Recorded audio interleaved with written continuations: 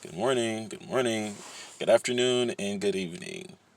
This is the Angels in Politics broadcast, and there's a part of me that wants to say I am the host, but of course I do not want to label myself, do not want to limit myself. The misidentification of the ego is the cause of human suffering, so I am limitless, but I am the white collar goon, of course, the creative and artistic manifestation of Angels in Politics, and I am glad to have you here. Normally, I would be outside because it is a beautiful day, the sun is out, but it's a little chilly, and I don't have on any pants.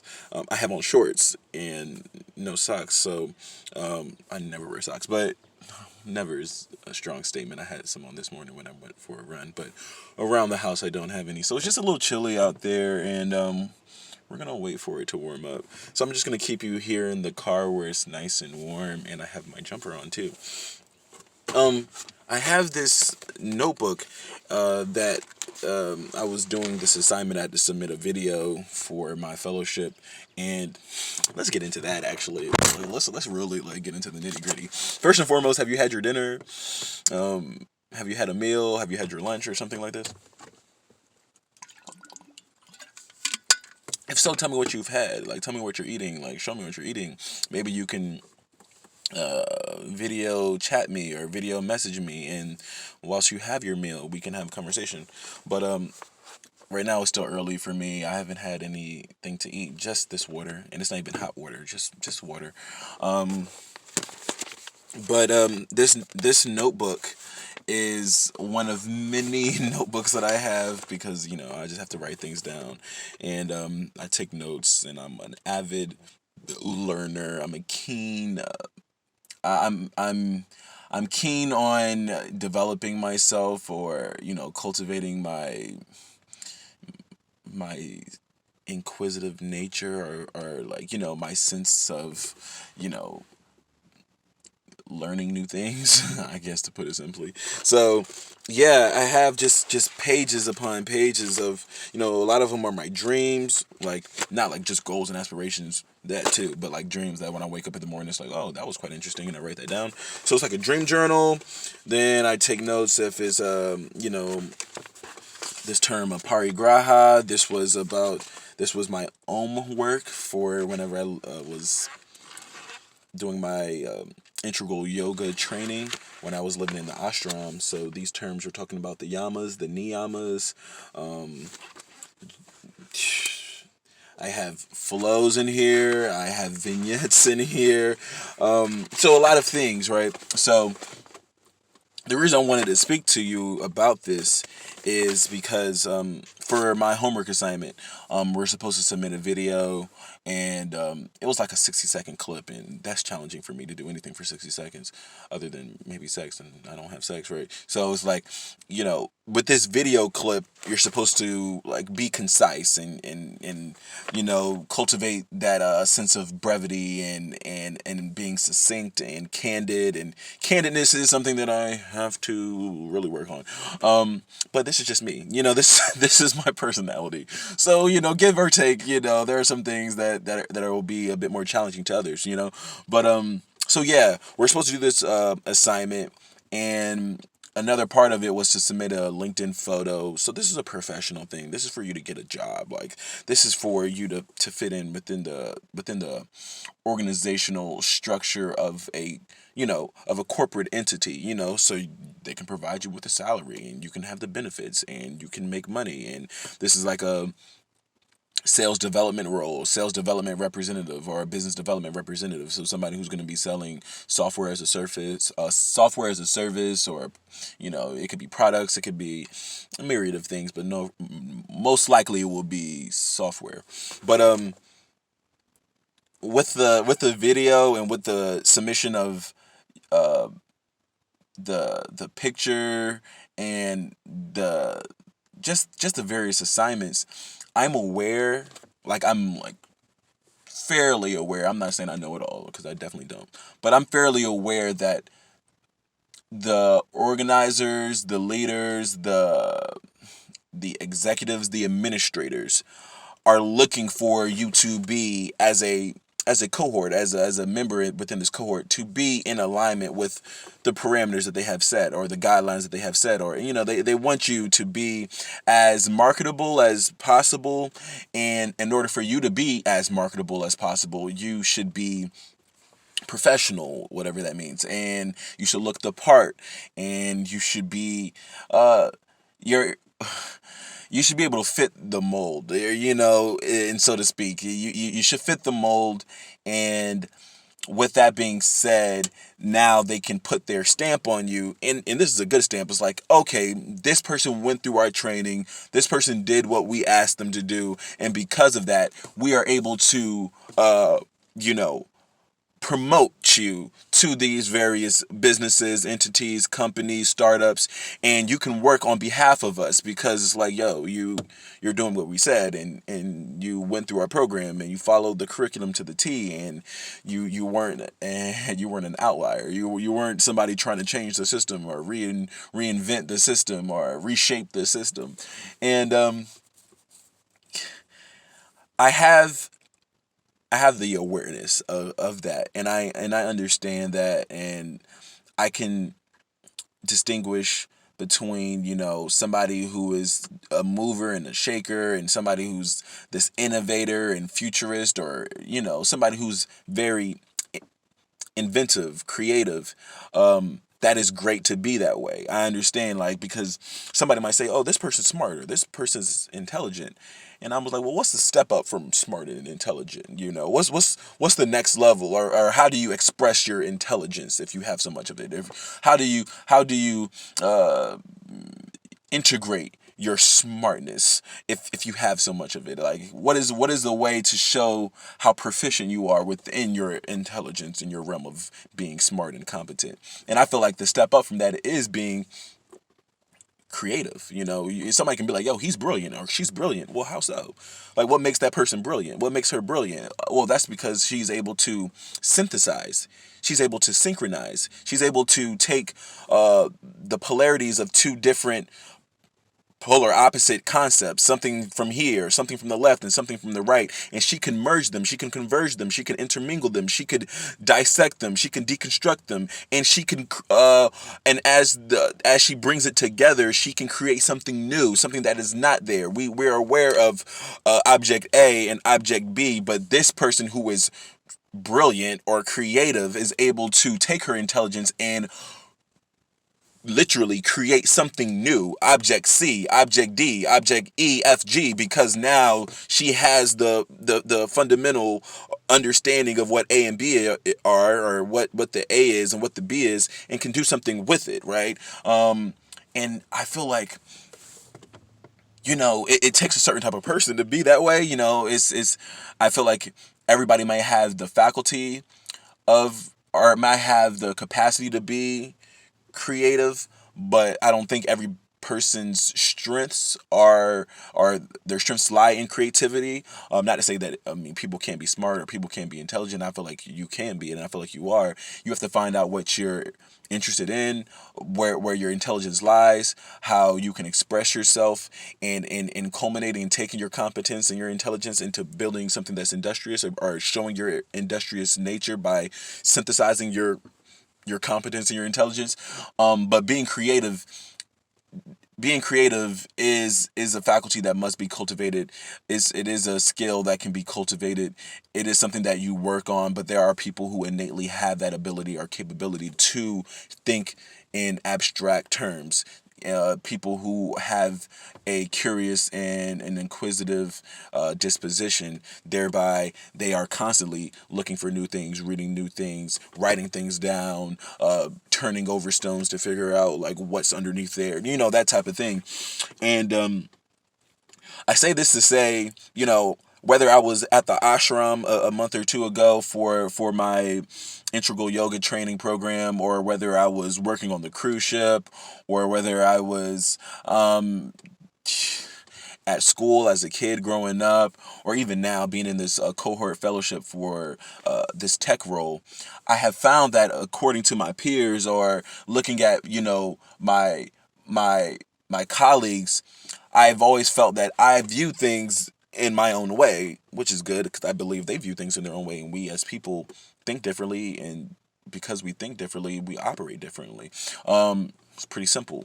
But I realized early, like, oh man, like the way I'm seeing things are a bit different or maybe unique from my peers, and I embraced that. I mean, I was enthusiastic about my differences. I feel like that is something that you shouldn't shun. It should be the opposite. You should run towards it, and you should continue, pushing it and promoting it, and continue being curious, and being that kind of person that doesn't, just accept things for the way they are. You want to learn why the things are. You want to learn why things are the way they are, and you want to think for yourself.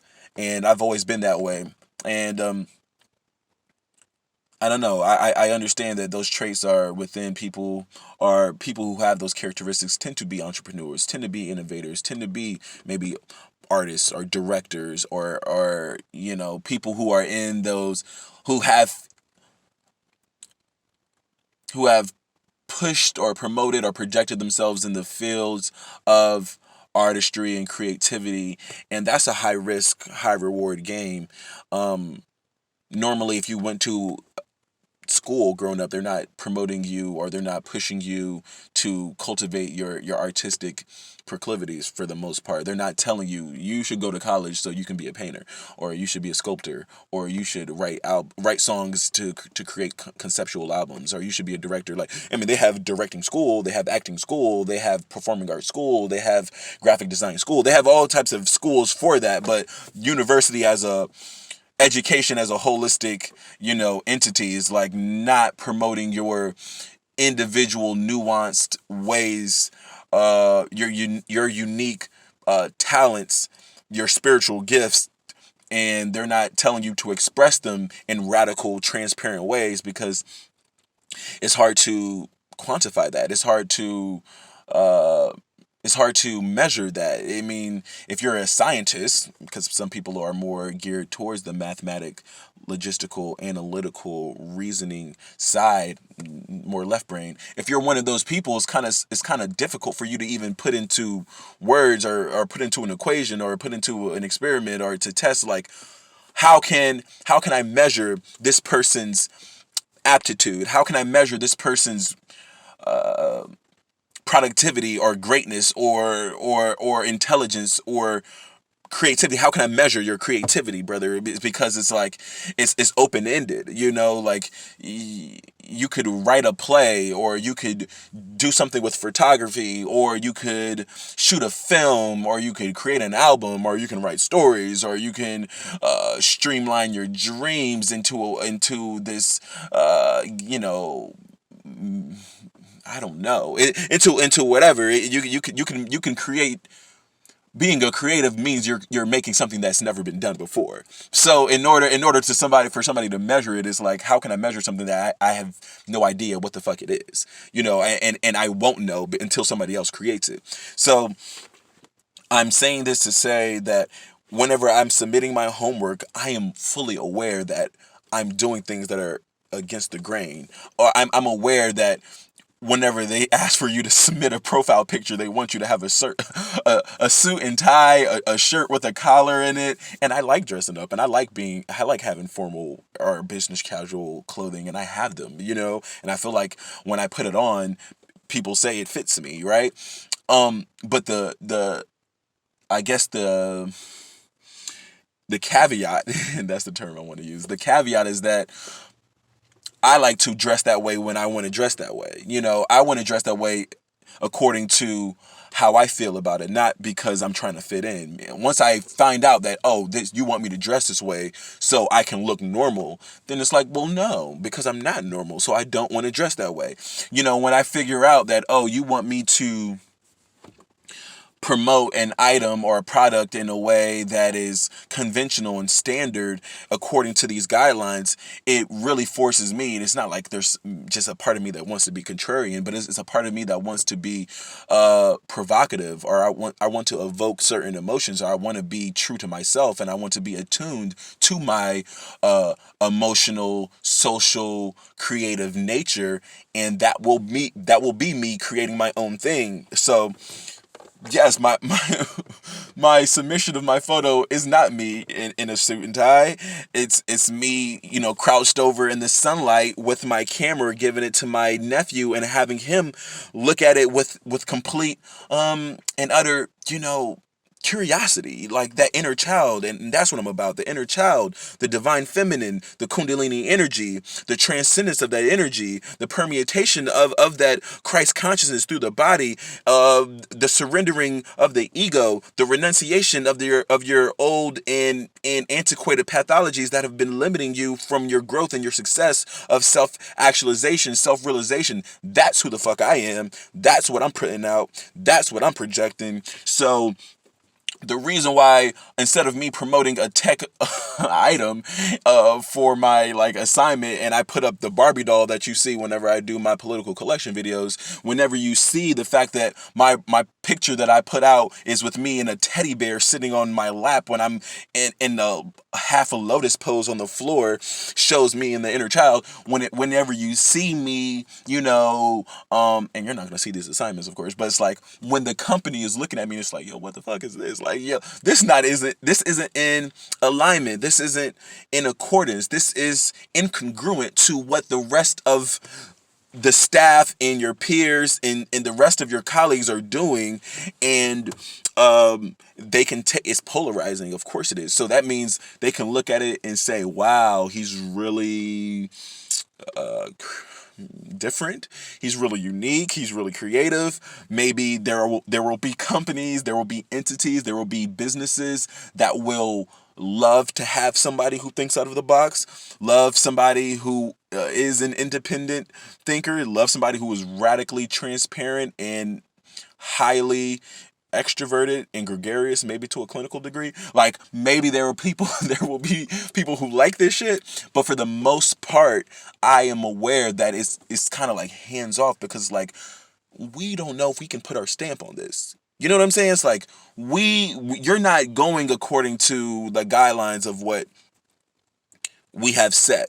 You're doing your own thing, and as much as I might think that's the way of expressing my intelligence, my competence, my industriousness, my whatever it may be, for somebody else, that might be them saying like, you're disagreeable, you're non-compliant, you don't listen well, you don't you're not following directions, you're a hazard to the continuity or the cohesiveness within the workplace. Because if we have everybody that's wearing khakis and a shirt and tie, it's not like I will say, oh no, that's a deal breaker. But knowing me, I'm going to find a way. My khakis will be different, my shirt and tie will be different, the way I wear it will be different. And the difference, or the differentiation between the way I do things and everybody else, will cause some type of rift. Maybe not between my peers, because peers tend to like me because I love people, but it will be an issue from the higher ups, because it's like, we sometimes don't want a disruptive force, a disruptive nature, even if the disruptiveness is genuine, even if your disruptiveness is out of love, kind, and the spiritual markers that I tend to promote: the altruism, the benevolence, the compassion, the caring, the encouragement, the empowerment, the enthusiasm, the dedication, the diligence, the kindness, the humility, the humbleness. Like, they might see me as a person who's not that humble, because it's like, why are you being so yourself? Why are you being this way? And it's not like I'm trying to go against the system. It's not like I'm trying to shake the system. It's not like I'm trying to be a nonconformist. It's just this. It's really who I am. This is just who I am. And hopefully my tech fellowship can see that. Hopefully the people around me can see that, or hopefully just the universe. Just me surrendering and allowing me to be used as an instrument by God, and saying, Lord, let me be used according to your way and to your will. it's gonna ruffle some feathers. I mean, and I actually like that, but it's like it's gonna be off putting to some, and I do like that. It's gonna be like, wow, like I've never seen anything like this, and I'm kind of cool on it, and I like that. I like the fact that people feel something. It's like either you're gonna be like, what is it? Either you're gonna be interested in it, or you're gonna be like, yo, I'm not used to seeing a black man with this type of disposition, holding a Barbie doll, with a teddy bear in his lab, talking about like divine feminine energy and arousing your inner fires of desire. Like, there's gonna be some people who be like, no, brother, we don't want that shit, and it's okay. Namaste, namaskar.